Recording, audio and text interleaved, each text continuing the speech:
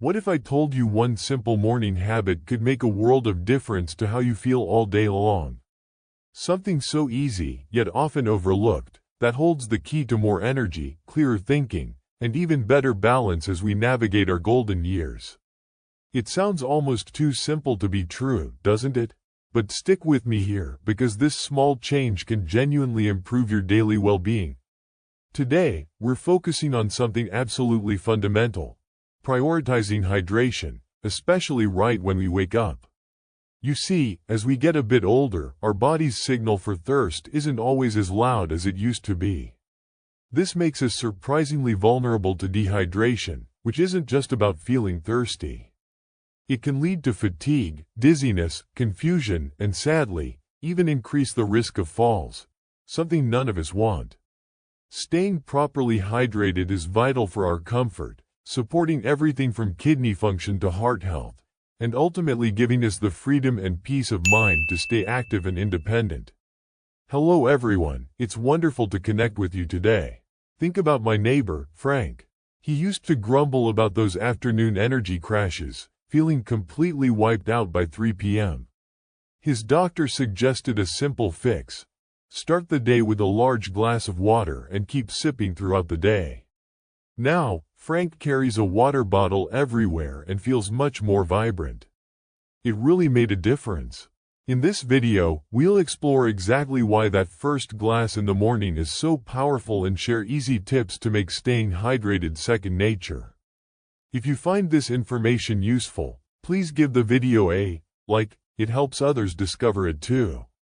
And do consider subscribing for more helpful tips designed just for us. You know, my friend Eleanor, who's 79, she had a bit of a fright with her hip not long ago. Didn't break anything, thankfully, but it left her feeling quite sore and a bit unsteady on her feet. She naturally felt like moving less, worried about making it worse. But her doctor actually suggested the opposite: gentle, regular movement. She started really small, just a few minutes walking around her garden path. Now, she does a full 15-minute stroll around her block every single morning. She absolutely swears by it. Says her joints don't feel nearly as stiff, especially her knees, and it gives her a real boost to start the day. And Eleanor's experience really highlights something important for all of us at this stage. We don't need to be running marathons or lifting heavy weights. Forget that. The key is simply consistent daily movement. When we stay inactive for long periods, our muscles weaken, and strong muscles are crucial for good balance and preventing those dreaded falls. Our joints can seize up, circulation might not be as good as it could be, and frankly, it can even affect our mood. Gentle activity, though, keeps things lubricated, maintains strength, helps our heart and blood flow, and can lift our spirits. It's about preventing stiffness and maintaining our independence, really. Not moving enough can unfortunately speed up some of the less pleasant parts of getting older and increase risks for things like diabetes or heart issues. So, the takeaway here is simple: find small ways to move more each day. It could be walking, like Eleanor. Maybe it's doing some simple stretches while the kettle boils or during TV adverts. Potting plants or doing a bit of light gardening counts too. If mobility is a concern, look up some chair exercises. There are loads available. The crucial thing isn't what you do, so much as doing something regularly. Even 10 minutes a day adds up significantly. Listen to your body, start gently, and just aim for consistency. Now, let's chat about something close to my heart: nourishing our bodies properly. You know, as the years tick by, what we put on our plate becomes even more crucial. Those convenient processed meals and sugary snacks might seem harmless, but they often contribute to inflammation throughout the body, creeping weight gain, and can really worsen conditions like high blood pressure, diabetes, and arthritis that many of us deal with. Ignoring this can really impact our quality of life, leaving us feeling tired and more prone to getting sick. On the flip side, focusing on whole foods, foods that look more like they did in nature, like fresh fruits, colorful vegetables, lean proteins like chicken or fish, and hearty whole grains, provides the essential vitamins, minerals, and fiber our bodies crave. This isn't about strict diets or depriving ourselves of joy.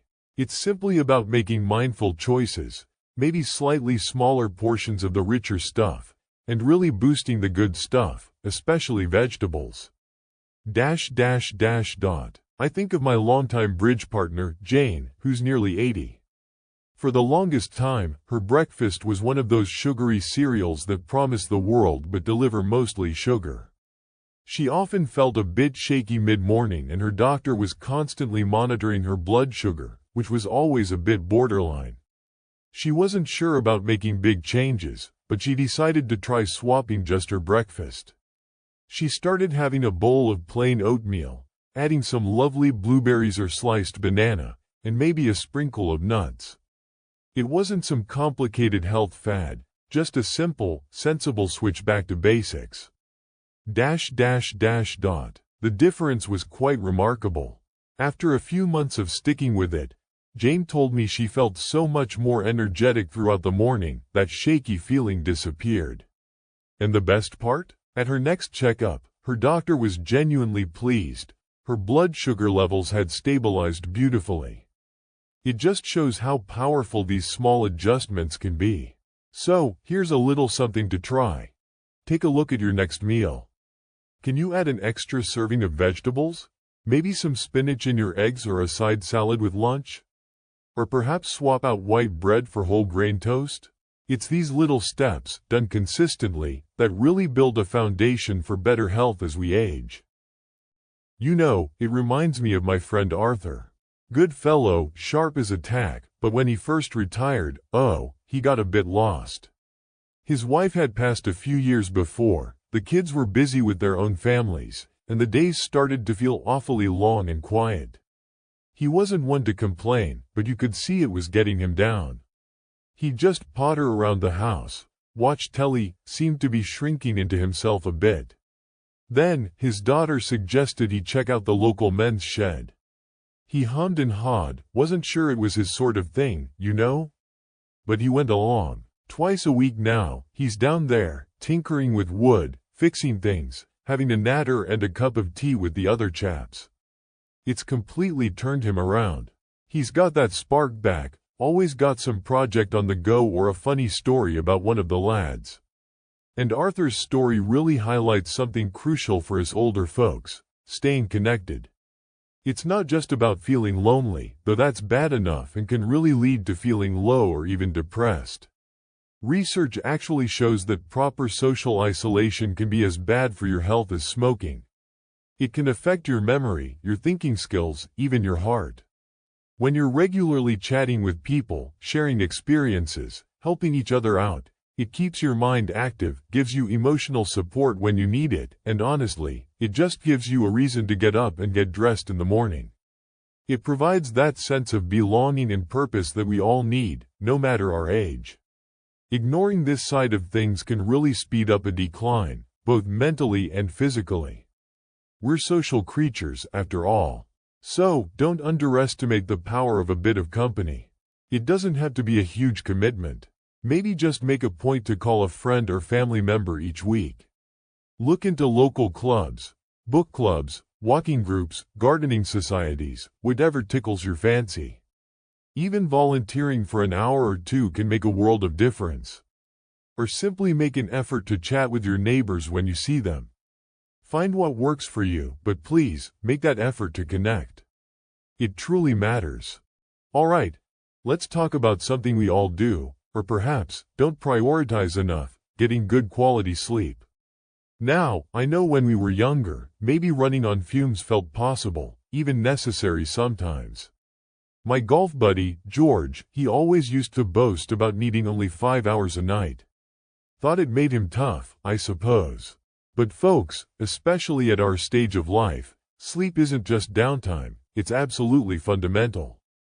It's when our bodies do critical repair work, and importantly, it's when our brains consolidate memories and clear out the mental clutter from the day. Skimping on sleep isn't a sign of toughness, it's actually detrimental. It can directly impact your cognitive function, making you feel foggy or forgetful. It weakens your immune system, making you more susceptible to colds and whatnot. It certainly affects mood. We all know how cranky we can feel after a bad night. And critically, poor sleep increases the risk of falls and accidents simply because our reaction times slow down and our balance can be affected. George, bless his heart, was often irritable and his golf game wasn't always as sharp as he thought. His doctor finally laid down the law and told him to genuinely aim for 7 to 8 hours consistently. It wasn't overnight, but George eventually confessed he felt significantly better, less foggy, sharper thinking, and definitely less grumpy on the fairway. It was a real eye-opener for him. So, my advice here is straightforward but vital. Make quality sleep a non-negotiable part of your routine. Aim for that sweet spot of 7 to 9 hours. Try to stick to a regular sleep schedule as much as possible. Yes, even on weekends, it helps set your internal clock. And create a calming pre-sleep ritual. Maybe reading a chapter of a book, listening to quiet music, avoiding screens right before turning in. It's not an indulgence, it's essential maintenance for a healthy mind and body. Alright, let's pause here for a moment. We've talked about some simple, yet really powerful habits that doctors often recommend to help us navigate these later years with a bit more pep in our step. Think about Agnes, for instance. She felt quite isolated after her husband passed, didn't she? But joining that little book club totally changed her outlook. It just goes to show how vital staying connected is. Loneliness really can take a toll, not just on our mood but our physical health too. It chips away at our well-being if we let it. So, if you're feeling a bit adrift, perhaps look into joining a local group that interests you, or simply make it a point to place that regular phone call to a friend or family member. And remember Frank? He used to groan just getting out of his chair. Starting those simple chair exercises, just 10 minutes daily, made such a difference in his stiffness and overall energy. His story highlights how crucial even gentle movement is for keeping our joints working, helping with balance and, frankly, making everyday tasks less of a chore. Ignoring mobility can lead to losing independence faster than we'd like. We don't need to run marathons, folks. Just find something small you enjoy, like Frank did. Maybe a short walk or some stretching, and try to stick with it most days. Keeping our minds active is just as vital. Neglecting it can lead to that frustrating mental fog we all dislike, and it can make us feel less sharp over time. Take Eleanor, who started doing the daily crossword and learning a bit of Italian online just for fun. She says it feels like giving her brain a good, satisfying workout. It doesn't have to be complicated. Puzzles, reading something outside your usual, even a lively chat about current events helps keep things sharp. Find your own little brain game. And what about Jane, feeling so sluggish mid-afternoon? Realizing she was barely drinking any water reminded us how much fuel matters for our energy levels. Dehydration hits us older folks particularly hard, sometimes causing fatigue and even a bit of confusion. So, a simple tip is to keep that water bottle handy throughout the day, and try not to skip meals entirely. Even small, healthy snacks can really bridge the gap. These stories from Agnes, Frank, Eleanor, and Jane really show us it's often the small, consistent changes that yield the biggest rewards down the line. It's not about suddenly becoming perfect, but more about setting an intention and taking those manageable steps each day. They really do add up to help us feel better. Well, that brings us towards the end of our chat today. Remember, folks, embracing healthy aging isn't about chasing lost youth. It's really about adding life to our years, ensuring we enjoy the journey. These doctor tips and healthy habits we discussed, they aren't complicated formulas, but practical steps towards living longer and truly aging well. It's all part of building a fulfilling senior living experience. Think about adding just one small thing. Maybe it's that short walk. I finally started doing mine regularly after my neighbor, bless her, kept gently suggesting it. Just around the block, but honestly, the difference in how I felt was noticeable quite quickly. It's amazing how one small change can contribute to longevity. It's about making those conscious choices, perhaps having a chat with your own doctor, especially for those of us over 60 or over 70, to see what makes sense for you. Don't feel you have to overhaul your entire life tomorrow. Pick one manageable thing. Perhaps it's trying one healthier meal this week, or maybe it's simply deciding to take the stairs when you visit the library. My own doctor always stressed consistency over intensity, finding simple ways to stay active and engaged.